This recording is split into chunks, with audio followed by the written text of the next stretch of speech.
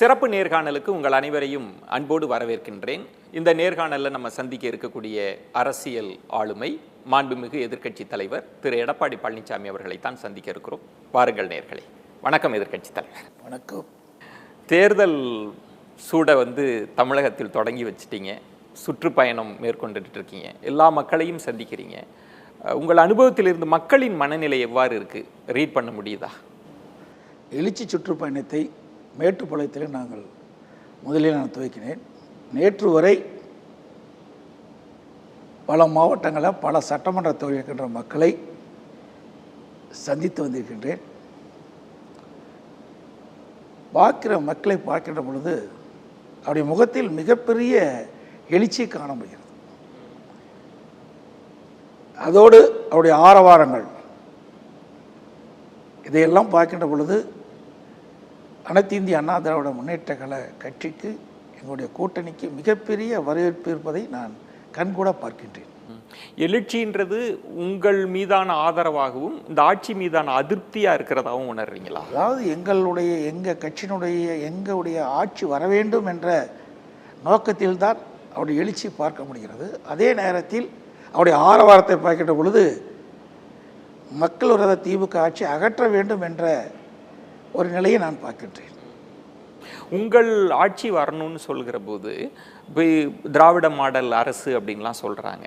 இப்போ இந்த திமுக அரசை விட உங்கள் ஆட்சி மேம்பட்டது அப்படின்னு எந்த வகையில எல்லாம் மக்கள்கிட்ட புரிய வைக்க முயற்சிக்கிறீங்க நீங்கள்? அனைத்து இந்திய அண்ணா திராவிட முன்னேற்ற கழகம் 2011 2021 வரை 10 ஆண்டு காலம் மாண்பு அம்மா இருக்கின்ற பொழுதும் சரி, அம்மா மறைவுக்கு பிறகும் சரி, எல்லா துறைகளிலும் சிறப்பாக செயல்பட்டு தேசிய அளவில் பல விருதுகளையும் பெற்றுக்கிறோம். தமிழகத்திலும் துறை வாரியாக திட்டங்களை கொண்டு வந்து மிகச் சிறப்பாக செயல்பட்டு மக்களிடத்திலே மிகப்பெரிய வரவேற்பை நாங்கள் பெற்றுக்கின்றோம். ஆனால் கடந்த 50 மாத திராவிட முன்னேற்ற கழக ஆட்சி, திராவிட முன்னேற்ற கழக தேர்தல் நேரத்தில் கொடுக்கப்பட்ட வாக்குறுதி ஒரு 10% வாக்குறுதி கூட நிறைவேற்றப்படவில்லை. அது மக்கள் ஏமாற்றம் அடைந்து விட்டார்கள். சொன்னது ஒன்று, செய்வது ஒன்று. அதனால் மக்களிடத்திலே மிகப்பெரிய கோபத்தை நாங்கள் காண முடிகிறது. வாக்குறுதியை நிறைவேற்றலன்ற கோபம் பெருசா இருக்குன்னு ஒரு ஆட்சி வருவதற்கு முன் கொடுக்கப்பட்ட வாக்குறுதியை நிறைவேற்றினால்தானே மக்கள் விரும்புவாங்க. இப்போ நீங்கள் சட்டமன்றத்தில் இருக்கிற போதே பல நேரங்களில் முதல்வர் பேசியிருக்கிறாங்க. பொதுக்கூட்டங்களில் பேசுகிற போது நீங்கள் ஏராளமான நிதி நெருக்கடியோடு ஒரு அலங்கோலமான ஆட்சியை என்கிட்ட விட்டுட்டு போனாங்க, இன்றைக்கி நாங்கள் தமிழகத்தை தலை நிமிர்த்தி இருக்கோம்லாம் சொல்கிற அந்த விமர்சனத்தெல்லாம் எப்படி எடுத்துக்கிறீங்க? ஊடக நண்பர்களுக்கும் பத்திரிகைகளுக்கும் நன்றாக தெரியும். நான் முதலமைச்சராக பொறுப்பேற்கின்ற போது கடுமையான வறட்சி, குடிப்பதற்கு கூட தண்ணீர் கிடையாது. சென்னை மாநகரத்து மக்களுக்கு வேலூர் பகுதியிலிருந்து ரயில் மூலமாக கொண்டு வந்து தண்ணீரை கொடுத்தோம். அதற்கடுத்தது கஜா புயல் டெல்டா மாவட்டத்தை புரட்டி போட்டு விட்டது. அதற்காக சுமார் 40,000 கோடி செலவழித்தோம். இவ்வளவும் செஞ்சும் எங்களுடைய ஆட்சியில் கடன் குறைவாகத்தான் இருந்தது. திராவிட முன்னேற்ற கழக தேர்தல் அறிக்கையில் அவள் தெரிவித்தது, திராவிட முன்னேற்ற கழகம் ஆட்சிக்கு வந்தால் நிதி மேலாண்மை என்று ஒரு அமைப்பை ஏற்படுத்தி அதற்கு நிபுணர் குழு அமைக்கப்பட்டு நிபுணர்களை நியமித்து இந்த கடனெல்லாம் சரி செய்யப்படும், வருவாய் பெருக்கப்படும் என்ற அறிவிப்பெல்லாம் வெளியிட்டாங்க. ஆனால் நிபுணர் குழு அமைக்கப்பட்ட பிறகு 50 மாத திராவிட முன்னேற்ற கழக ஆட்சியில் சுமார் 4,38,000 கோடி கடன் வாங்கியிருக்கிறாங்க. அதோட வருவாயும் உயர்ந்திருக்கின்றது. 2020-21 விட 2024-25 ஆண்டில் வருகின்ற வருவாயை ஒப்பிட்டு பார்க்கின்ற பொழுது 1,36,000 கோடி வருவாய் உயர்வு. ஒரு பக்கம் வருவாய் உயர்ந்திருக்கின்றது, மறுபக்கம் கடன் அதிகமாக வாங்கியிருக்கிறார்கள். திட்டங்கள் எதுவுமே இல்லையே, அதுதான் மக்களுக்கு பெரிய சந்தேகம் ஏற்படுகின்றது. இந்தியாவிலேயே கடன் வாங்குவதிலே முதல் மாநிலம் என்ற பெருமையை திராவிட மாடல் அரசு பெற்றிருக்கின்றது. ஆனால் மக்களை கவரக்கூடிய காலை உணவு திட்டம், மகளிருக்கு பேருந்தில் இலவசம், மாதம் 1000 ரூபாய் உரிமை தொகை அப்படின்றது அதெல்லாம் மக்களை கவராதுன்னு நினைக்கிறீங்க? அவருடைய தேர்தல் அறிக்கையிலே இதை வெளியிட்டிருக்கிறாங்க. திராவிட முன்னேற்ற கழக தேர்தல் அறிக்கையில் விட்டாங்க. மாதந்தோறும் திராவிட முன்னேற்ற கழக அரசு வந்தால் 1000 ரூபாய் உரிமை தொகை வழங்க வேண்டும். அதே போலதான் அனைத்து இந்திய அண்ணா திராவிட முன்னேற்ற கழக தேர்தல் அறிக்கையிலையும் குடும்ப அட்டைக்கு 1500 ரூபாய் கொடுப்பதாக நாங்கள் அறிவித்தோம். ஆனால் அவர்கள் அழகாக இனிக்க கவர்ச்சிகரமாக பேசி மக்களை மடமாற்றம் செய்து ஆட்சி பெற்று விட்டார்கள், ஆட்சிக்கு வந்து விட்டார்கள். நீங்கள் நிறைய நேர்காணல்களில் நிறைய மேடை பேச்சுகளில் சுட்டி காட்டுவது வந்து கடன் அதிகமாக வாங்கிட்டீங்க, நிதி மேலாண்மை பற்றி சொல்லிகிட்டே இருக்கிறீங்க. ஆனால் தமிழக அரசு சார்பில் கையை காட்டுறது வந்து மத்திய அரசை கையை காட்டுறாங்க.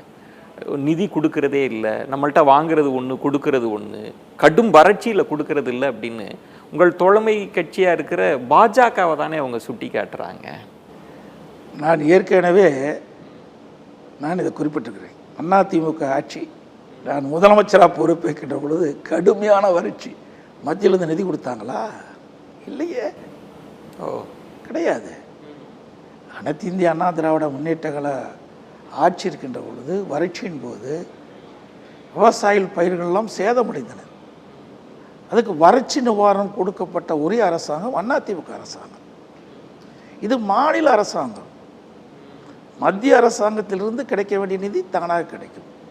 மாநிலத்தில் நடைபெறுகின்ற திட்டங்களுக்கு மாநில அரசு நிதி ஆதாரத்தை பெருக்கி அதற்குண்டான செயல்பாடுகளை செயல்படுத்த வேண்டும்.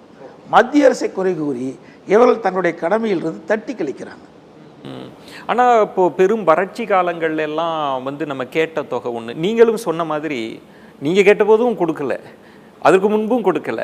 ஆனால் மத்திய அரசு கொடுத்துருந்தா எங்களுக்கு சிறப்பாக இருந்திருக்கும், எங்கள் கையை முறுக்குறாங்க அப்படின்லாம். அதாவது மாநில அரசு நிதி மேலாண்மை வேறு, மத்திய அரசு நிதி மேலாண்மை வேறு. மாநில அரசுக்கு எந்தெந்த வகையில் நிதி ஆதாரம் வருவது என்று அனைவருக்கும் தெரியும். அதிலிருந்து தான் திட்டங்களை தீட்டி நாம் செயல்படுத்த முடியும். மத்திய அரசு திட்டங்கள் சிலவற்றில் மாநிலத்தில் செயல்படுத்திடும், அதுக்கு தேவையான நிதி வரும். அது எல்லா ஆட்சியிலையும் வரும். அது மட்டும் இல்லை, இன்றைய முதலமைச்சர் திரு ஸ்டாலின் அவர்களும் மத்திய அரசை அவ்வப்போது குறை சொல்லிக் கொண்டிருக்கிறார், எங்களுக்கு நிதி கிடைக்கவில்லை என்று. 16 ஆண்டு காலம் மத்தியில் ஆட்சி அதிகாரத்தில் இருந்தது யார்? திராவிட முன்னேற்ற கழகம் தான் இருந்தது. அப்போ என்ன பெரிய திட்டத்தை தமிழ்நாட்டுக்கு கொண்டு வந்தார்? எவ்வளவு நிதியை பெற்றார்கள்? ஒன்றுமே கிடையாது. ஆக இப்பொழுது அடுத்த ஆண்டு தேர்தல் வர இருக்கின்றன. அதை மையமாக வைத்து பாரதிய ஜனதாவை குறை சொல்லிக் கொண்டிருப்பது தான் நான் கருதுகிறேன். நீங்கள் ஏராளமான விமர்சனங்களை இந்த அரசின் மீது சுட்டிக்காட்டி பேசுகிறீங்க. ஆனால் உங்களுக்கு இருக்கிற பெரிய சவால் அப்படின்றது அவங்க பாஜகவை அந்த அஸ்திரத்தை உங்கள் மீது எரியிறாங்க. நீங்கள் பாஜகவுக்கு பதில் சொல்ல வேண்டிய ஒரு நெருக்கடிக்கு உள்ளாயிடுறீங்களா? அதாவது வேடிக்கையாக இருக்கின்றது. தமிழகத்தில் அடுத்த ஆண்டு நடைபெறுவது சட்டமன்ற தேர்தல், நாடாளுமன்ற தேர்தல் அல்ல. மத்திய அரசை குறை சொல்லி பேசுவதற்கு இது நாடாளுமன்ற தேர்தல் அல்ல. அடுத்த ஆண்டு சட்டமன்ற பொதுத் தேர்தல். யார் ஆட்சிக்கு வர வேண்டும் தமிழகத்தில் என்கின்ற தேர்தல். இன்றைக்கு திராவிட முன்னேற்ற கழகம் பாரதிய ஜனதாவை விமர்சனம் செய்து கொண்டிருக்கின்றது. பாரதிய ஜனதா அதிமுக கூட்டணி அமைக்கப்பட்டு விட்டது. எங்களுடைய கூட்டணிக்கு அனைத்து இந்திய அண்ணா திராவிட முன்னேற்ற கழகம் தலைமை ஏற்கும். அனைத்து இந்திய அண்ணா திராவிட முன்னேற்ற கழகம் ஆட்சி அமைக்கும். அப்போ பாரதிய ஜனதா கட்சியை பற்றி விமர்சனம் செய்து என்ன பிரயோஜனம்? இந்த நாடாளுமன்ற தேர்தல் அல்லவா? இல்லையே, சட்டமன்ற தேர்தல் தானே. சட்டமன்ற தேர்தலில் அனைத்து இந்திய அண்ணா திராவிட முன்னேற்ற கழகம் தானே ஆட்சி அமைக்கும். எங்களை பற்றி பேசுவதற்கு அவளுக்கு தேடி தேடி அலைகிறார்கள். எதுவுமே கண்டுபிடிக்க முடியல, எந்த குறையும் கண்டுபிடிக்க முடியல. அதனால் இன்றைக்கு பாரதிய ஜனதாவை மையமாக வைத்து அவர்கள் விமர்சனம் செய்து கொண்டிருக்கின்றார்கள். அது உங்களுக்கு நெருக்கடியா? நிச்சயமாக நெருக்கடி கிடையாது. இது நாடாளுமன்ற தேர்தல் அல்லவா, சட்டமன்ற தேர்தல். சட்டமன்றத்தில் அதிமுக தான் ஆட்சி அமைக்கும் என்று தெளிவுபடுத்தி விட்டோம் எங்கள் கூட்டணியை பொறுத்த வரைக்கும். நீங்கள் தெளிவுபடுத்தினாலும் கூட நீங்கள் இந்த சுற்றுப்பயணம் போகிறீங்க, அரசு சார்ந்த பிரச்சனைகளை எழுப்புறீங்க, உங்கள் ஆட்சியினுடைய சாதனைகள் பற்றிலாம் சொல்கிறீங்க. ஆனால் விடாத ஒரு கேள்வி வந்து அமித்ஷா கூட்டணி ஆட்சின்னு சொல்லிட்டாரு, இது கூட்டணி ஆட்சின்னு சொல்லிட்டாரு. இதுக்கு தெளிவான பதிலை பல முறை சொல்லிட்டேன்.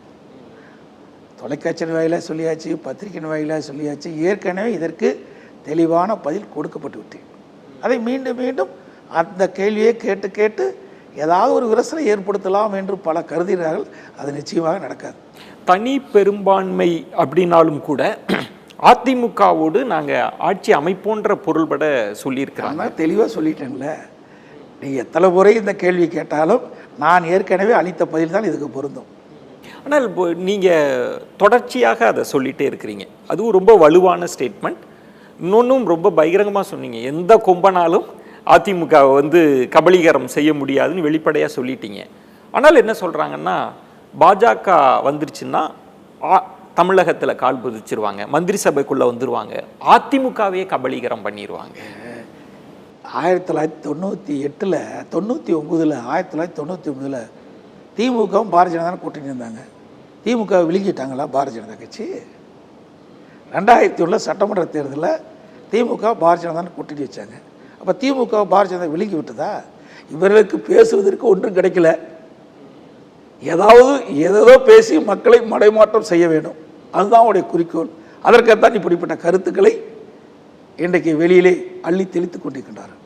ஆனால் அவங்க கை காட்டுறது வந்து மற்ற மாநிலங்கள்லாம் சிவசேனாவை பாருங்கள், நிதிஷ்குமாருக்கு ஏற்பட்ட நிலைமையை பாருங்கள் அப்படின்னு அதெல்லாம் சொல்லி மோடி அமித்ஷா பாஜகன்றது சாதாரணம் அல்ல அப்படின்லாம் சொல்கிறாங்களே. அதாவதுங்க, 2019 கூட்டணி வச்சு போட்டுக்கிட்டோம், 2021 கூட்டணி வச்சு போட்டுட்டோம், 2024 கூட்டணி இல்லையே. அதை முதல் புரிந்து கொள்ள வேண்டும். ஒவ்வொரு கட்சியும் அவ்வப்போது வருகின்ற நாடாளுமன்ற சட்டமன்ற தேர்தலிலே வெற்றி பெற வேண்டும் என்ற வியூகத்தை வகுத்து அதன் அடிப்படையில் தான் கூட்டணி செய்கின்றோம். அனைத்து இந்திய அண்ணா திராவிட முன்னேற்ற கழகத்தை பொறுத்த வரைக்கும் மக்கள் விரோத திமுக ஆட்சி அகற்றப்பட வேண்டும் என்ற கருத்து எங்களது.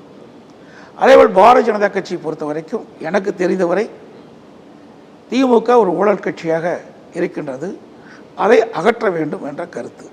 அவை எங்களுடைய இரண்டு கருத்தும் ஒத்திருக்கின்ற காரணத்தினாலே நாங்கள் கூட்டணி அமைத்திருக்கின்றோம். இரண்டாவது, எங்களை பற்றி விமர்சனமே செய்ய முடியலையே. ஆட்சி அமைப்பது அண்ணா திமுக தானே, பாரதிய ஜனதா கட்சி அல்லவ. ரெண்டாவது, விழுங்கி விடுவோம் என்றால் அவர்களும் பாரதிய ஜனதாவோட கூட்டணி வச்சிருக்கிறாங்க, நாங்களும் பாரதிய ஜனதாவோட கூட்டணி வச்சிருக்கிறோம். தமிழகத்தில் அப்படிப்பட்ட நிலை வர்றதுக்கு வாய்ப்பே இல்லை. ஆனால் ஒரு கேள்வி, ஒரு சந்தேகம். இப்போ நீங்கள் வந்து ஒரு வாக்குறுதியே கொடுத்தீங்க, 26 இல்லை 31 இல்லைன்னு. ஆனால் தேர்தல் என்பது சூழலுக்கு ஏற்ப காய்களை நகர்த்துவது.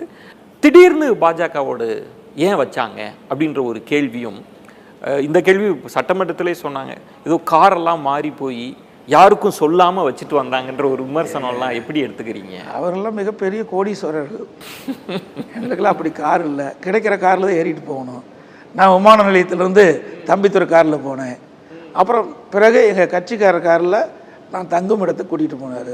மறுபடியும் அங்கிருந்து வேறொரு நண்பர் அவர் வீட்டுக்கு அழைச்சிட்டு போனார். இதில் என்ன தப்பு இருக்குது? ஏன்னா இந்திய நாட்டுடைய உள்துறை அமைச்சரை தானே பார்த்துருக்குறேன், இல்லை வெளிநாட்டில் இருக்கிற உள்துறை அமைச்சர் போய் காணாமல் பார்த்தேன் இல்லையே. இதே முதலமைச்சர் நான் டெல்லி சென்றவுடன் என்ன சொன்னார்? நீங்கள் மத்திய அமைச்சரை ஒரு வேலை பார்க்க நேர்ந்தால் தமிழ்நாட்டில் இருக்கிற பிரச்சனையை எடுத்து சொல்லுங்கள் என்று இதே முதலமைச்சர் தான் சொன்னார். அதே முதலமைச்சர் தான் சொல்கிறார், பல காரில் மாறி போனீங்க. எங்கள் நாட்டுடைய உள்துறை மந்திரிங்க, அவரை பார்ப்பதற்கு என்ன தவறு? அதில் எந்த தடையும் கிடையாது. ஒளிந்து கொண்டு பார்க்க வேண்டிய அவசியம் இல்லையே. நான் அடுத்த நாளே பத்திரிகை தெளிவாக தெரிவித்திருக்கின்றேன். என்ன காரணத்திற்கு பார்த்தோம், இன்றைக்கு தமிழ்நாட்டில் நிலவுகின்ற பிரச்சனையை மாண்பு உள்துறை அமைச்சரிடத்தை எடுத்து சொல்லி அந்த பிரச்சனை எங்களால் ஓரளவு தீர்வு காண முடிஞ்சது. பலரும் என்ன பேசிகிட்டு இருந்தாங்க, பத்திரிகைகள் எல்லாம் வந்து அதிமுக தாவேகா இன்னும் பிற பெரிய ஒரு கூட்டணி அமைய போகுது, அது திமுக கூட்டணிக்கு மிகப்பெரிய சவாலை கொடுக்க போகுது, ஏன் ஆட்சி மாற்றத்தையே நிகழ்த்த போகுதுன்னு தான் பத்திரிகைகளில் நிறைய செய்திகள் வந்துட்டே இருந்தது. ஆனால் திடீர்னு உங்களுடைய வியூகத்தில் ஒரு மாற்றம், நீங்கள் பாஜகவோடு கூட்டணி அமைச்சிட்டீங்க. அப்படிலாம் இல்லைங்க. அதாவது நான் தான் ஏற்கனவே சொல்லிட்டேன், திராவிட முன்னேற்ற கழக ஆட்சியை அகற்ற வேண்டும் என்ற எண்ணம் கொண்ட கருத்து கொண்ட கட்சிகளெல்லாம் இணைய வேண்டும் என்னுடைய நிலைப்பாடு. இப்பொழுது பாரதிய ஜனதா அந்த நிலைப்பாட்டில் உறுதியாக இருக்கிறது, நாங்கள் கூட்டணி அமைத்திருக்கின்றோம். மற்ற கட்சிகள் எப்படி இருக்குன்னு எங்களுக்கு தெரியாது, மற்றவோடு நாங்கள் யாரும் இதுவரைக்கும் பேசியதில்லை. ஆனால் பத்திரிகைகளில் வந்து பத்திரிகையிலையும் ஊடகத்திலையும் வர செய்தியை நாங்கள் எப்படி சொல்ல முடியும்? யோகத்தின் அடிப்பில் கேட்குற கேள்விகள்லாம் பதில் சொல்ல இயலாது. அதிமுகவை பொறுத்த வரைக்கும் அது ஒரு மதசார்பற்ற கட்சி. சிறுபான்மை மக்கள் வந்து தொடர்ந்து வாக்களிச்சுக்கிட்டே இருந்தாங்க. சில பாஜகவோடு அணி அமைக்கிறப்ப திமுகவுக்கு போடாமல் திரும்ப அதிமுகவுக்கு போடுவாங்க. இந்த ரெண்டு பேரும் கட்சிகளை தான் நம்பிட்டு இருந்தாங்க. இந்த பாஜக கூட்டணின்றதுனால சிறுபான்மை மக்களுக்கு ஒரு அச்சம் வந்துடும், அந்த வாக்கு வங்கி நமக்கு கிடைக்காதுன்ற மாதிரிலாம் நீங்கள் யோசிக்கலையா? அதாவதுங்க, ஒரு கட்சின்னு எடுத்துக்கொண்டால் அதுக்கான ஒரு கொள்கை இருக்கும். அதிமுக என்ற கொள்கை இருக்கின்றது. நான் அடிக்கடி எல்லா பொதுக்கூட்டத்திலும் நான் பேசியிருக்கிறேன்.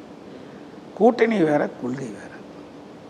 கூட்டணி அவ்வப்போது நடக்கின்ற தேர்தலில் வைப்பது கூட்டணி, வெற்றி பெறுவதற்காக அமைக்கின்ற கூட்டணி.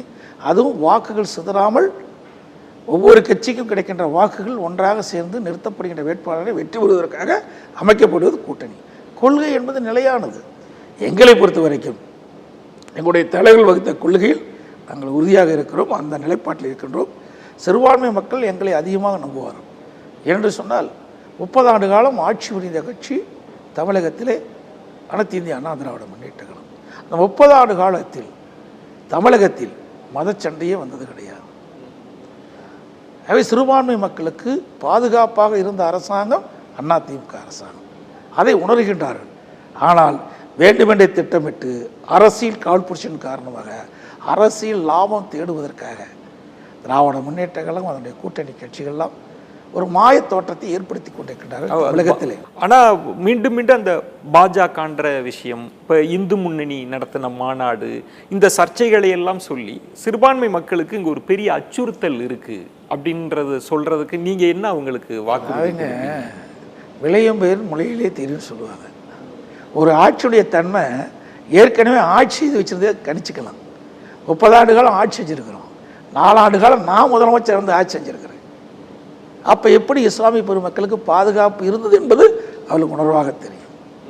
இவள் எவ்வளவுதான் அவதூறு பிரச்சாரம் பண்ணினாலும் அடுத்த ஆண்டு நடைபெறுகின்ற சட்டமன்ற தேர்தலை மையமாக வைத்து இப்படிப்பட்ட கருத்துக்கள் எல்லாம் பரப்பி வருகிறார்கள். நீங்கள் ஒரு பாதுகாப்பு அரணா இருப்போன்றது இருந்தோமே இல்லையா? நாங்கள் 30 ஆண்டு காலம் ஆட்சியில் கொடுத்துருக்குறோம்ல. தலைவர் காலத்திலும் சரி, அம்மா காலத்திலும் சரி, அம்மா மறைவுக்கு பிறகும் சரி, தகுந்த பாதுகாப்பை கொடுத்த அரசாங்கம் அதிமுக அரசாங்கம் அல்லவா? இப்போ சிஏஏ வந்த போதெல்லாம் கூட வந்து உங்களை நிறைய இஸ்லாமிய பெருமக்கள்லாம் வந்து பார்த்தாங்க. நான் அரணா இருக்கிறேன் அப்படின்றது தான் நீங்களுமே சொன்னீங்க, நான் பாதுகாப்பாக இருப்போம். இது எங்களை வந்து ரீஜனல் பார்ட்டி, மாநிலத்தில் இருக்கின்ற ஒரு கட்சி. மாநில மக்களுக்கு எந்த பாதிப்பும் இல்லாமல் பாதுகாப்பது எங்களுடைய ஆட்சியிலே கொடுத்தோம். முழுமையான பாதுகாப்பு கொடுத்தோம் சிறுபான்மை மக்கள். ஆனால் இங்கு இப்போ பிரச்சாரம் செய்கிற போது பலருமே சொல்கிறது வந்து அதிமுகவுக்கு சிறுபான்மை வாக்கு கிடைக்காததுனால அவங்க ஒரு மென் இந்துத்துவத்தை நோக்கி நகர்ந்துடுறாங்க, ஒரு பாஜக ஆர்எஸ்எஸோடு இணக்கமாக போக ஆரம்பிச்சிட்டாங்க அப்படின்றதெல்லாம் எப்படி எடுத்துக்கிறீங்க? அதாவது இந்தியாவில் பல மதம் இருக்குது. ஒவ்வொரு மதமும் அவர்களுக்கு புனிதமானது. அதை அனைத்து இந்திய அண்ணா திராவிட முன்னேற்ற கழக கட்சி உணர்ந்திருக்கின்றது. எங்கள் கட்சியில் பல மதத்தை சார்ந்தவர்கள் இருக்கின்றார்கள், பல ஜாதியை சேர்ந்தவர்கள் இருக்கின்றார்கள். ஆனால் அரசியல் லாபத்திற்காக திராவிட முன்னேற்ற கழகம் இந்த சிறுபான்மை மக்களை மையமாக வைத்து ஏதாவது ஒரு பிரச்சனை தேடி தேடி அலசி ஆராய்ந்து இப்படிப்பட்ட கருத்தை வெளிப்படுத்திட்டு இருக்கிறாங்க. சிறுபான்மை மக்களுக்கு நன்றாக தெரியும், அனைத்து இந்திய அண்ணா திராவிட முன்னேற்ற கழக ஆட்சிக்கு வந்தால் தங்களுக்கு முழுமையான பாதுகாப்பு கிடைக்கும் என்பது அவர்களுக்கு நன்றாக தெரியும். கடந்த 30 ஆண்டு காலத்தினுடைய ஆட்சி காலத்தை அவர்கள் பார்த்திருக்கின்றார்கள். இப்போ நீங்கள் சொல்வது வந்து ஒரு திராவிட கட்சியாக இந்த திராவிடம் அந்த கொள்கையில் நாங்கள் வலுவாக இருப்போம். இன்று வரை இருந்துகிட்டு தான் இருக்கிறோம். எதில் மாறுபட்ட கருத்தே கிடையாது. எங்கள் கட்சியில் பல மதத்தை சார்ந்தவர்கள் இருக்கின்றார்கள், பல ஜாதியை சேர்ந்தவர்கள் இருக்கின்றார்கள். ஒற்றுமையாகத்தானே இருக்கிறோம்.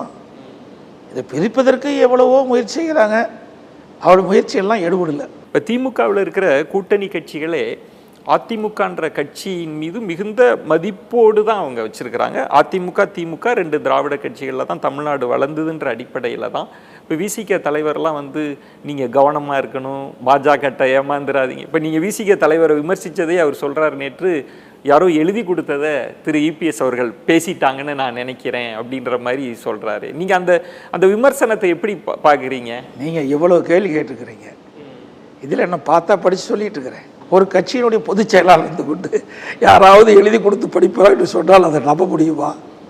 சட்டமன்றத்தில் வேணால் என்னுடைய உரையை அவர் பார்க்கட்டும். 2.25 மணி நேரம் நான் சட்டமன்றத்தில் நான் பேசினேன். பல அமைச்சர்கள் என்னுடைய கேள்விக்கு பதில் சொல்ல முடியல. அப்படி செயல்படக்கூடிய என்னை எந்த அடிப்படையில் அவர் அந்த கருத்தை சொன்னார் என்று தெரியவில்லை. என்னை பொறுத்த வரைக்கும் திராவிட முன்னேற்ற கழகத்தில் அங்கம் வைக்கின்ற கூட்டணி கட்சிகள் அவர் ஆளுங்கட்சியாக இருக்கின்றார்களா எதிர்க்கட்சியாக இருக்கின்றார்களா என்பதை அவர் முதலில் தெளிவுபடுத்த வேண்டும். ஆளுங்கட்சியாக இருந்தால் அந்த ஆளுங்கட்சியை பற்றி குறை சொல்ல முடியாது. எதிர்க்கட்சி வரிசையில் எங்களோடு அமர்ந்திருக்கின்றார்கள் சட்டமன்றத்திலே. ஆக எதிர்க்கட்சி வரிசையில் அமர்ந்திருக்கின்ற பொழுது தமிழகத்தில் மக்களுடைய பிரச்சனை வருகின்ற பொழுது அதை சுட்டிக்காட்டி அரசனுடைய கவனத்தை கொண்டு வந்து அதை சரி செய்ய வேண்டும். அப்படி எந்த கேள்வியுமே கேட்கறதில்லை. அங்கே தான் சட்டமன்றத்தில் கேட்கவில்லை என்றாலும் வெளியில் எவ்வளோ மக்கள் பிரச்சனை இருக்கின்றது. இன்றைக்கு மக்களுக்கு ஏற்படுகின்ற பிரச்சனையை ஏதாவது மையமாக வைத்து போராட்டம் நடத்துகின்றார்களா? இல்லையே.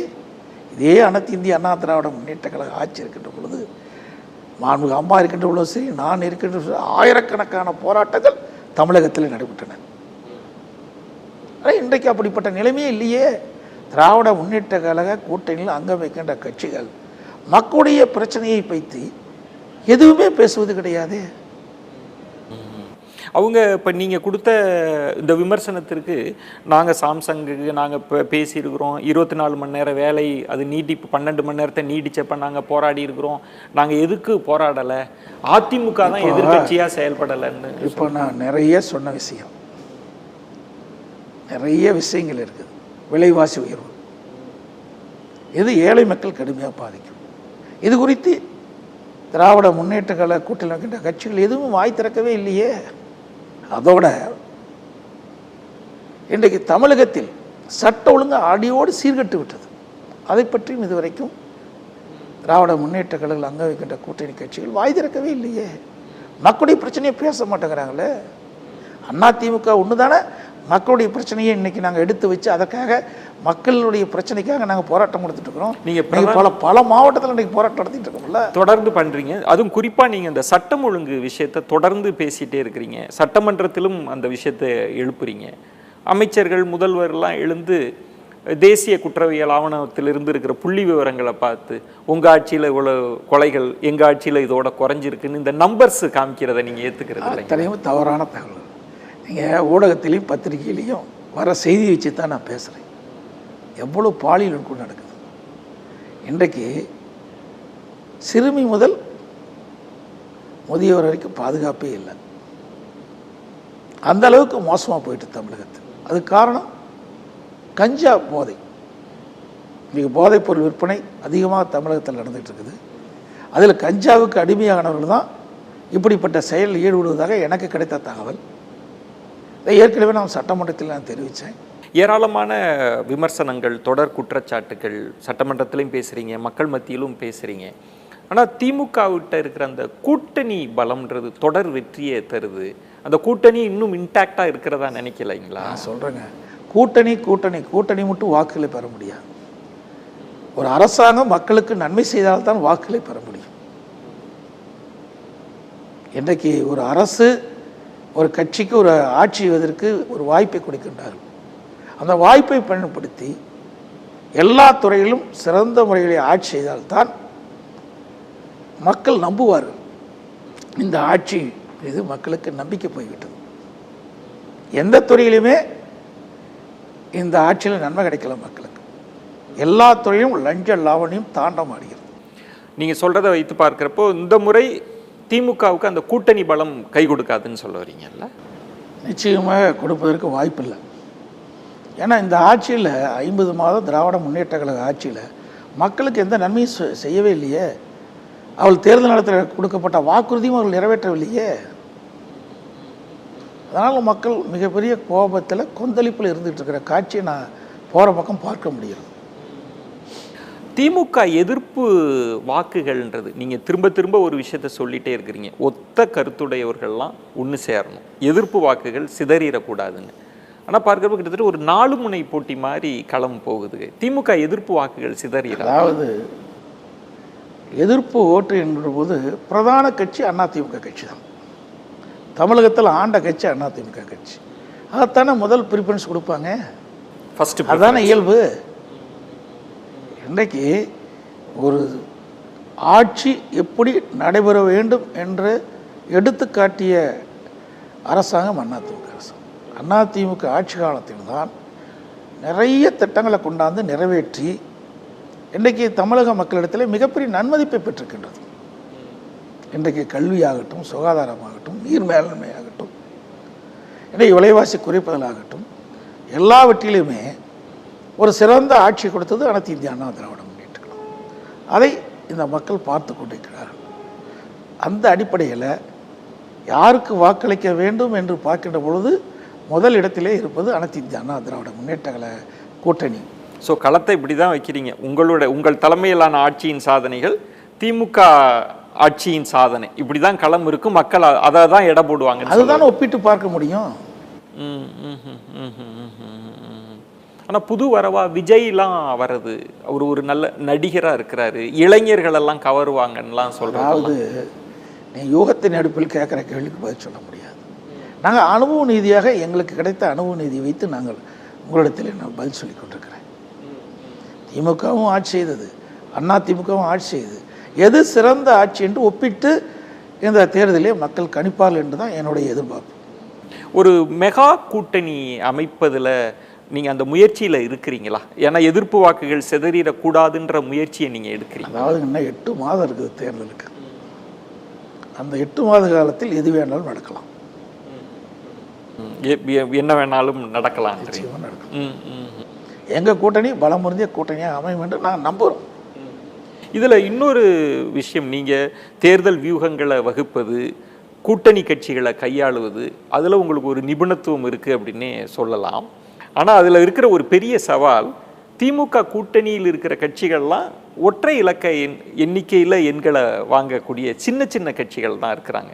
ஒருவேளை ஒரு மெகா கூட்டணி நீங்கள் அமைச்சிங்கன்னா எல்லாருமே இரட்டை இலக்க எண்களில் இருக்கிற கட்சிகளாக இருக்கிறப்ப ஒரு பெரிய நெருக்கடி கூட்டணி அமைக்கிறதுல உங்களுக்கு வரும்னு சொல்லலாமா? எங்களுக்கு வரும்னு நினைக்கிறீங்களா, திமுகவுக்கு வரும்னு நினைக்கிறீங்களா? திமுக கூட்டணி அதே ஃபார்முலாவோட போயிட்டாங்கன்னா எல்லாம் 6 சீட்டு இப்போவே கேட்க ஆரம்பிச்சிட்டாங்கல்ல. அவருடைய கூட்டணியில் அங்கம் வைக்கின்ற காங்கிரஸ் கட்சி ஆகட்டும், கம்யூனிஸ்ட் கட்சி ஆகட்டும், விடுதலை கட்சி ஆகட்டும், எங்களுக்கு கூடுதலான இடங்கள் தேவை, கூடுதலான சட்டமன்ற எண்ணிக்கை தேவை என்று குரல் கொடுக்க ஆரம்பிச்சிட்டாங்கல்ல. எங்கள் கட்சியை பொறுத்த வரைக்கும் நாங்கள் பேசி நாங்கள் சீட்டை பகிர்ந்துக்குவோம். இதே மாதிரி தான் 2021 சொன்னாங்க.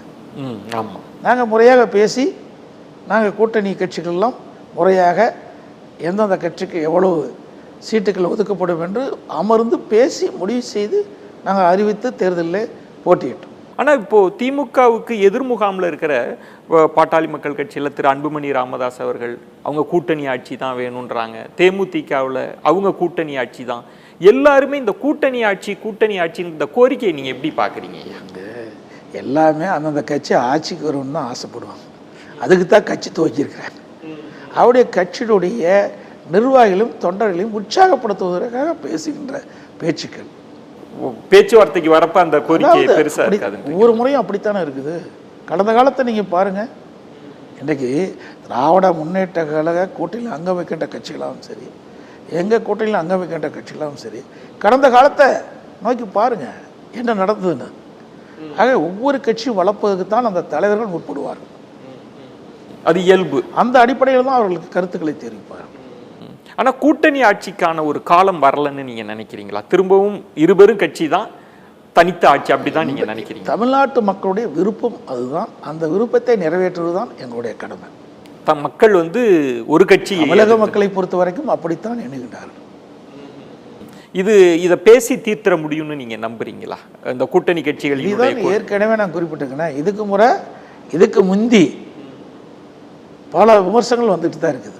அதே விமர்சனம் தான் இப்பொழுதும் வருது. அதனால் அந்தந்த கட்சி வளர்ப்பதற்காக அந்தந்த கட்சி தலைவர்கள் அவர்கள் இப்படிப்பட்ட கருத்துக்களை வெளிப்படுத்திட்டு இருக்கிறாங்க. இதில் விஜய் நாம் தமிழர் இருவருக்குமான அழைப்பாக கூட நீங்கள் அழைத்ததாக கூட செய்திகள்லாம் சொன்னாங்க. அதில் விஜய் அவர்கள் வந்து திமுக வேண்டான்ற நிலைப்பாடு மட்டும் இல்லாமல் பாஜக கொள்கை எதிரின்றார். திரு சீமான் அவர்கள் நான் எல்லாத்துக்கும் மாற்று அப்படின்னு சொல்லி அவங்கவுங்க ஒரு நிலைப்பாடை வைக்கிறது வந்து உங்களுக்கு நெருக்கடியாக அமையலையா? அவங்களுக்கு என்ன செய்தி சொல்லணும்னு நினைக்கிறேன். நான் இதுவரைக்கும் நேரடியாக அவரை எங்கேயாவது அழைப்பு விட்டுருக்கிறேன்னா இல்லையே. அது அந்தந்த கட்சியுடைய விருப்பம், அந்தந்த கட்சியுடைய தலைவருடைய விருப்பப்படி தான் அந்த கட்சி நடத்துவாங்க.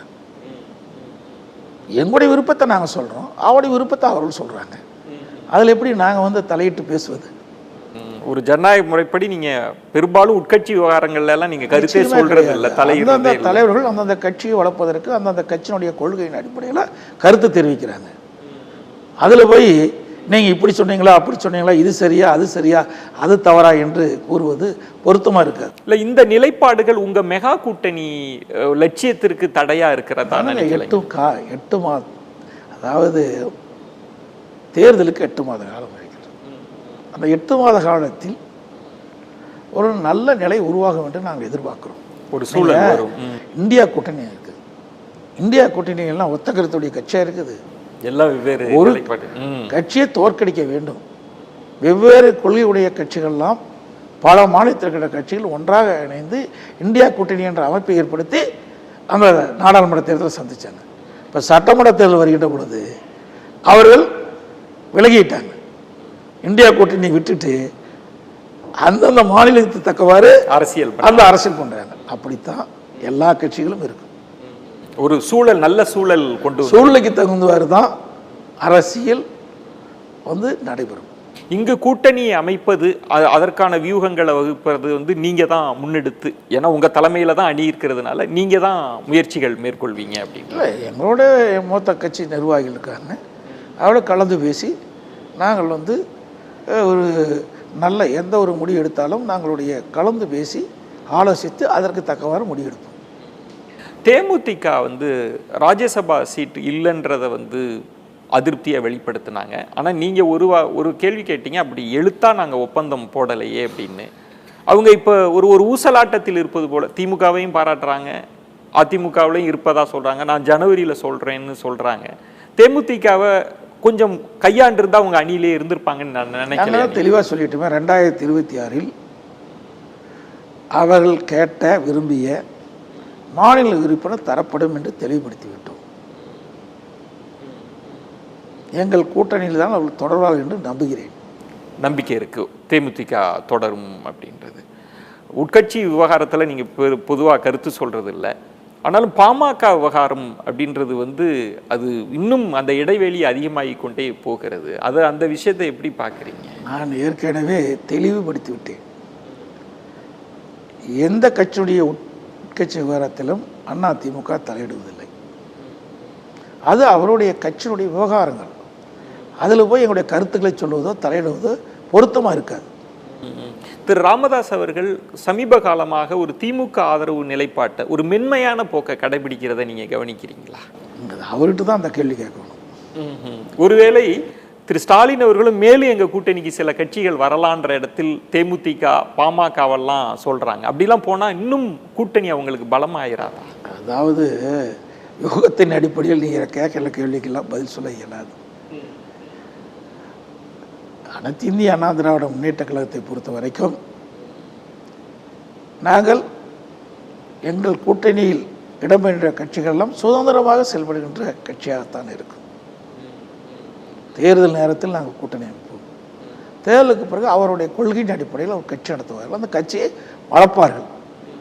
அதுதான் இதுவரைக்கும் நான் கடைப்பிடிச்சிட்டு வரோம். அதே திராவிட முன்னேற்ற கழகத்தில் போய் அந்த கட்சி சேருமா இந்த கட்சி சேருமா என்று ஜோசியம் சொல்ல என்னால் முடியாது.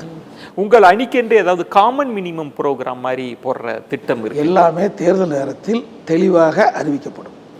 அப்படி திட்டம் இருக்கா? தேர்தல் நேரத்தில் நீங்கள் என்னென்ன நினைக்கின்றீர்களோ அதை விட கூடுதலான செய்திகள் வெளிப்படுத்தப்படும்.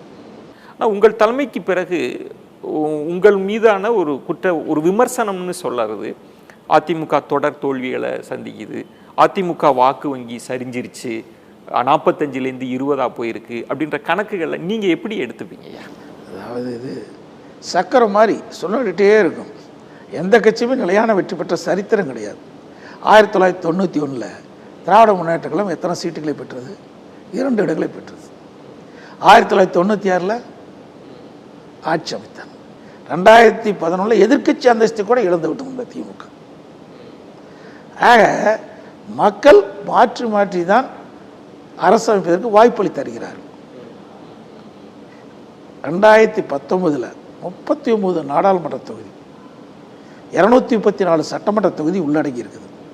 அதில் 2 இடங்களில் தான் எங்களுடைய கூட்டணி வெற்றி பெற்றது. 2 சட்டமன்ற தொகுதி தான் வெற்றி பெற்றது 234. அதே 2021 சட்டமன்ற பொதுத் தேர்தல் எங்கள் கூட்டணி 75 இடங்களில் சட்டமன்ற தொகுதியில் வெற்றி பெற்றோம்.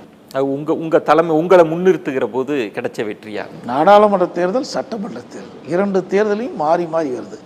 நாடாளுமன்ற தேர்தலுக்கு ஒரு மாதிரி வாக்களிக்கிறாங்க, சட்டமன்ற தேர்தலுக்கு ஒரு மாதிரி வாக்களிக்கிறாங்க. மக்கள் தெளிவாக இருக்கிறாங்க. ஆகவே 2019 சறுக்கி விட்டது என்று சொன்னார்கள். அதே 2021 நாங்கள் 75 இடங்கள் வெற்றி பெற்றோம். அப்புறம் மக்கள் செல்வாக்கு எங்கள் இடத்துல இருக்குது இல்லை. அந்த இடம் உங்களை முன்னிறுத்துகிற போது நீங்கள் சொன்ன மாதிரி ஒரு பெரிய சவாலை கொடுத்தீங்க. சில லட்சம் வாக்குகள் வித்தியாசத்தில் தான் ஆட்சியை இழக்கக்கூடிய சூழல். ஆமாம், மொத்தம் 2 லட்சம் வாக்குகள் மொத்தமாக பார்க்கின்ற பொழுது 2 லட்சம் வாக்கு.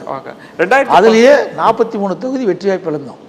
இந்த 43 தொகுதி இந்த 2 லட்சம் வாக்குகளை நாங்கள் பெற்றிருந்தா 43 தொகுதி வென்றிருப்போம், ஆட்சி அமைச்சிருப்போம். 2019 கிடைச்சதுன்றது இங்கே இந்த பாஜக எதிர்ப்புன்றது தமிழ்நாட்டில் இருந்துகிட்டே இருக்கும். பாஜகன்றது எந்த கூட்டணிக்கும் ஒரு சுமை தான். அதை இபிஎஸ் எப்படி போய் அவங்க தேர்ந்தெடுத்தாங்க அப்படின்லாம் பார்வைகளை முன்வைக்கிறாங்க. அப்படின்னா 2021 எப்படியும் அவ்வளோ வெற்றி பெற முடியும் சொல்லுங்க பார்க்கலாம். ஸோ நெகட்டிவ் 19 அப்படின்னா 19 நெகட்டிவ்னா 2021 எங்கள் கூட்டணி எப்படி 75 இடத்துல வெற்றி பெற முடியும்? நீங்கள் நெகட்டிவாக பார்க்கல, பாஜகவை அப்படி நெகட்டிவ் ஃபோர்ஸாக பார்க்கலைங்களா? அதெல்லாம் கிடையாது. ஏன் இதே திமுக இருந்தாங்கல்ல, அதாவது திமுக இருந்தால் நெகட்டிவ் கிடையாது. திமுக கூட்டணி வச்சா பாரதிய ஜனதாவோட திமுக கூட்டணி வச்சா நெகட்டிவ் கிடையாது. அண்ணா திமுக கூட்டணி வச்சா நெகட்டிவ். இது எந்த விதத்தில் பொருத்தமாக இருக்கு. இன்னொன்று இது இப்போ எல்லா இடங்கள்லையுமே பேசிகிட்டே இருக்காங்க. நீங்கள் ஒரு கடுமையான விமர்சனத்தை முன் வச்சிங்க. உறுப்பினர் சேர்க்கைக்காக போய் ஒவ்வொரு வீடாக போய் தட்டிகிட்டு இருக்கிறாங்க அப்படின்னு விமர்சனம். உதயநிதி ஸ்டாலின் அவர்கள் சொல்கிறாங்க, நாங்கள் தமிழக மக்கள் கதவை தான் தட்டுறோம், நாங்கள் கமலாலயத்தை தட்ட மாட்டோம் அப்படின்னு திரும்ப திரும்ப அமித்ஷா பாஜகன்னே சொல்லி உங்களை ரியாக்ட் பண்ணுறதை எப்படி எடுத்துக்கிறீங்க? வேறு வழியே தெரியல. என்ன செய்வதென்றே திமுககாரருக்கு புரியல. அந்த அளவுக்கு மக்கள் செல்வாக்கு இழந்துட்டாங்க, தொண்டருடைய செல்வாக்கு இழந்துட்டாங்க. இதுவரை தமிழக வரலாற்றில் இப்படி எந்த கட்சியும் பின்பற்றது கிடையாது. ஓரணில் தமிழ்நாடு என்று சொல்லிட்டு எனக்கு வீடு வீடாக போய் கதவை தட்டி திமுகவில் உறுப்பினராக சேருங்க, நீங்கள் உறுப்பினராக சேர்க்காவிட்டால் உங்களுக்கு கிடைக்கின்ற உரிமை தொகையை நிறுத்தி விடுவோம், 100 நாள் வேலை திட்டத்தில் பணிபுரிகின்ற அந்த ஊழியர்கிட்ட போய் நீங்கள் திமுக உறுப்பினராக சேர்க்காவிட்டால் உங்களுக்கு பணி வழங்க மாட்டோம் அப்படின்னு மிரட்டி கையெழுத்து வாங்குவதாக எனக்கு கிடைத்த தகவல். நீங்கள் இதுவரைக்கும் திமுக வரலாறு எடுத்து பாருங்கள். அது எத்தனை வருடம் திமுக இருக்குது. திரு கருணாநிதி இருந்தபோது சரி, அதற்கு பிறகு இப்பொழுது தான் வீடு வீடாக போய் கதவை தட்டியிருக்கிறாங்க. எந்த கட்சியுமே தமிழகத்தை பொறுத்த வரைக்கும் வீடு வீடாக போய் கதவை தட்டி உறுப்பினர் சேர்த்த வரலாறு கிடையாது. திமுக மக்கள் செல்வாக்கும் இழந்து விட்டது, தொண்டருடைய செல்வாக்கும் இழந்து விட்டார். நீங்கள் நேற்று பேச்சில் கூட கவனித்தேன், தொண்டர்களினுடைய செல்வாக்கையும் இழந்துருச்சு அப்படின்னு. அவங்க நாங்கள் 55% ஓட்டு, 45லேருந்து 55%. எதுக்கு ஊடு ஊடா போய் கதவை தட்டுவானே? ஊடு ஊடா போய் கதவை தட்டி ஓரளி தமிழ்நாடு எதுக்கு சொல்கிறீங்க? அவங்க ஒரு கட்சிக்குன்னா மக்கள் விருப்பப்பட்டு வந்து சேர வேணும். மக்களாக விருப்பப்பட்டு வந்து தான் அந்த கட்சியில் தங்களை உறுப்பினராக சேர்ப்பாங்க. அப்படி தான் தமிழ்நாட்டுடைய நிலைமை. எல்லா கட்சிக்கும் அப்படித்தான் இருந்தது, திமுக கட்சிக்கும் அப்படித்தான் இருந்தது. இன்றைய சூழ்நிலை தலைகளாக மாறிவிட்டது. நீங்கள் தமிழக அந்த கட்சியை அந்த தொடனே ஏற்றுக்கல. ஒரு ஆட்சியுடைய திட்டங்களை கொண்டு போய் சேர்க்கறதுக்கு வீடு வீடாக போவாங்க. ஆனால் உறுப்பினர் சேர்ப்பிக்க மந்திரியிலிருந்து எல்லா அமைச்சர்களும் வீடு வீடாக போய் கதவை தட்டி எங்கள் கட்சியில் உறுப்பினர் சேர்ந்துக்க அப்படின்னு கெஞ்சுற காட்சியை தமிழகத்தில் தான் பார்க்க முடியும். முதல்வரே சொன்னாங்க, நாங்கள் உங்கள் பகுதியில் இருந்தால் உங்கள் வீட்டுக்கே வருவேன் உறுப்பினர். நிச்சயமாக என் வீட்டுக்கு வரலாம். அனைத்து இந்திய அண்ணா திராவிட முன்னேற்றம் 2026 பெரும்பான்மையுடன் ஆட்சி அமைத்த பிறகு எங்களுக்கு நன்றி சொல்வதற்கு வந்தால் நான் வரவேற்பேன். விருந்தினராக வந்தால் வரவேற்பேன். நிச்சயமாக எங்களை வந்து வரவேற்பேன். நீங்கள் இப்போ தமிழகத்தை மீட் பண்ணுறீங்க. ஓரணியில் தமிழ்நாடுன்ற கான்செப்டே பாஜக தமிழகத்தை வஞ்சிக்கிறது, நம்ம கலாச்சார பண்பாட்டை வந்து அழிக்க துடிக்கிறது. அதிலிருந்து காப்பாற்றுவதற்கு நம்ம எல்லாம் ஓரணியில் நிற்போம்னு புரிஞ்சுக்கலையா? நான் பல முறை உங்கள்கிட்ட திருப்பி தான் சொல்கிறேன். இன்றைக்கு நாட்டை ஆள்வது யார்? பாரதிய ஜனதா கட்சி. 3வது முறை அவருக்கு வாய்ப்பு கொடுத்துருக்கிறார். உலக அளவில் அந்த கட்சிக்கு ஒரு பெயர் எடுத்து விட்டார். வேண்டுமென்றே திட்டமிட்டு எந்த குறையும் கண்டுபிடிக்க முடியாமல் எப்பொழுது பார்த்தாலும் ஒரு கட்சி பற்றியே அவதூறாக பேசுவது எந்த விதத்தில் சரியாக இருக்கும்? அது மட்டும் இல்லை, இவர்கள் ஏற்கனவே அந்த கட்சியில் கூட்டணி வச்சிருக்கிறாங்க. மத்திய அமைச்சர்கள் அமைச்சராக இருந்திருக்கிறாங்க. அப்படி இருந்து கொண்டு இப்படி அவதூறாக பேசுவது, அவர்களை விமர்சனம் செய்வது வேடிக்கையாக பார்க்கப்படுகிறது. ஆனாலும் இந்த நீட்டுன்ற சிக்கல் ஒரு பெரிய சவாலாக தான் இருந்துட்டு இருக்கு. நீட்டு விளக்குன்றது உங்களுடைய இதாகவும் இருக்கு. இப்போ பாஜக கூட்டணியில் இருக்கு. இது போன்ற கொள்கை நீட்டு விளக்கெல்லாம் இந்த முறை பெற்றுத்தர முடியுன்ற நம்பிக்கை உங்களுக்கு இருக்கா? அதாவதுங்க, இது இந்தியா முழுவதும் இருக்கின்ற பிரச்சனை, தமிழ்நாட்டுக்கு மட்டுமல்ல. இந்தியா என்பது பல மாநிலத்தை உள்ளடங்கியது இந்தியா. அதில் பல ஆண்டுகளாக இப்போ நீட் தேர்வு நடைமுறைக்கு வந்துட்டது. அது மட்டும் இல்லை, மாண்புமிகு அம்மா இருக்கின்ற பொழுதும் நீட்டுக்கு விதிவிலக்கு பெற வேண்டும் என்பதிலே கடும் முயற்சி எடுத்தார்கள். அதையும் அம்மா மறைவுக்கு பிறகும் நாங்களும் முயற்சி எடுத்தோம். ஆனால் உச்ச நீதிமன்றத்தில் தீர்ப்பு வழங்கப்பட்டு விட்டது. அந்த தீர்ப்பின் அடிப்படையில் தான் மாநில அரசு செயல்பட்டு ஆக வேண்டிய கட்டாயத்துக்கு தள்ளப்பட்டு விட்டோம். இதைத்தான் நாங்கள் தெளிவுபடுத்தினோம். ஆனால் திமுக மாணவர்களையும் பெற்றோர்களையும் ஏமாற்றி வாக்குகளை பெறுவதற்காக திராவிட முன்னேற்ற கழகம் ஆட்சிக்கு வந்தால் முதல் கையெழுத்து நீட் தேர்வு ரத்து செய்யப்படும் அப்படின்னு வாக்குறுதி கொடுத்தாங்க. அதற்கு பிறகு திரு உதயநிதி அவர்கள் நீட் தேர்வு ரத்து செய்வதற்கு எங்களுக்கு ரகசியம் இருப்பதாக சொன்னார்கள். 50 மாத காலம் ஆட்சி பொறுப்பேற்று 50 மாத காலம் ஆயிற்று. இதற்குன்னு அவர்கள் தீர்வு காண முடியலை. கடந்த சட்டமன்ற கூட்டத்தொடரில் இது குறித்து விவாதம் வருகின்ற பொழுது முதலமைச்சரிலிருந்து நீதிமன்றத்தின் தீர்ப்பை வந்துவிட்ட காரணத்தால் எங்களால் இதை நடைமுறைப்படுத்த முடியலை என்ற ஒரு கருத்தை சொன்னார். அந்த கருத்தை தான் நாங்களும் சொன்னோம். சிக்கல் தவறான பொய்யான வாக்குறுதியை அதானே சொல்கிறாங்க. ஐயா, உச்சநீதிமன்றத்தில் தீர்ப்பு வந்த காரணத்தினால் அதை எங்களால் நடைமுறைப்படுத்த முடியவில்லை என்று அதே கருத்தை தான் நாங்களும் சொன்னோம். அப்போல்லாம் அதை மடைமாற்றம் செய்து மாணவர்களையும் பெற்றோர்களையும் நம்ப வைத்து வாக்களை பெற்றீங்கள. இப்போ நாங்கள் சொன்ன கருத்து தான் நீங்களும் சொல்கிறீங்க. அப்போ மக்களை ஏமாற்றி தானே வாக்களை பெற்றுக்கிறீங்க. நிறைவாக இப்போ தொடர்ந்து மக்களை சந்திச்சுட்டு வரீங்க. ஏராளமான விமர்சனங்கள், குற்றச்சாட்டுகளை இந்த ஆட்சியின் மீது வைக்கிறீங்க. மீண்டும் நாங்கள் ஆட்சிக்கு வந்தால் அப்படின்றப்ப எதை ஃபோக்கஸ் பண்ணுறீங்க? மக்களுக்கு என்ன வாக்குறுதியை கொடுக்கணும்னு நீங்கள் நினைக்கிறீங்க? அதாவது குற்றச்சாட்டுன்னு சொல்லாதீங்க, நடந்ததை சொல்கிறேன். நான் மக்களிடத்தில் பேசும்போது கூட நேற்று கூட பாருங்கள், நான் பேசுகின்ற காட்சி பாருங்கள். நான் சொல்வதில் ஏதாவது தவறு இருக்குதா? தவறாக ஏதாவது பேசுகிறேன்னா இல்லையே. தமிழகத்தில் நடைபெறுகின்ற சம்பவங்களை எடுத்து சொல்கிறேன், குற்றமாக சொல்லவில்லை. நடைபெற்ற குற்றங்களை எடுத்து சொல்கிறேன். அது மட்டும் இல்லை, அனைத்து இந்திய அண்ணா திராவிட முன்னேற்ற கழக ஆட்சி அமைந்தால் சட்ட ஒழுங்கு பாதுகாக்கப்படும், போதைப்பொருள் கட்டுப்படுத்தப்படும், நம்முடைய மாணவ செல்வங்களுக்கு படித்து முடித்த இளைஞர்களுக்கு வேலைவாய்ப்பு உருவாக்கி தர முடியும். நல்ல தரமான கல்வி அம்மா இருக்கின்ற பொழுதும் சரி, அதிமுக அரசு இருக்கின்ற வரை கொடுத்தோம், அதை தொடர்ந்து கொடுப்போம். நல்ல மருத்துவ சிகிச்சை மக்களுக்கு கிடைக்கும். நீர் மேலாண்மையில் எங்களுடைய அரசு முன்னுரிமை கொடுக்கும். தடையெல்லாம் மின்சாரத்தை கொடுப்போம். விலைவாசி உயர்வை கட்டுப்படுத்துவோம். ஆக மக்கள் என்ன எண்ணுகின்றார்களோ அந்த எண்ணப்படி அரசு செயல்படும், மக்கள் விருப்பப்படி செயல்படும். மக்களுக்கு ஒரு நல்ல ஆட்சியை அனைத்து இந்திய அண்ணா திராவிட முன்னேற்ற கழக ஆட்சி அமைந்தால் நிச்சயமாக தருவோம் என்பதை இந்த நேரத்தில் தெரிவிக்க விரும்புகிறேன். மிக்க நன்றி. ஒரு மனம் திறந்த உரையாடல், உங்களுடைய விரிவான பார்வைகளை முன் வச்சிங்க. எதிர்க்கட்சி தலைவருக்கு மிக்க நன்றி. நன்றி சார், வணக்கம். மற்றொரு நிகழ்ச்சியில் உங்களை சந்திக்கிறேன். அதுவரை உங்களிடமிருந்து விடைபெறுகிறேன். நன்றி, வணக்கம்.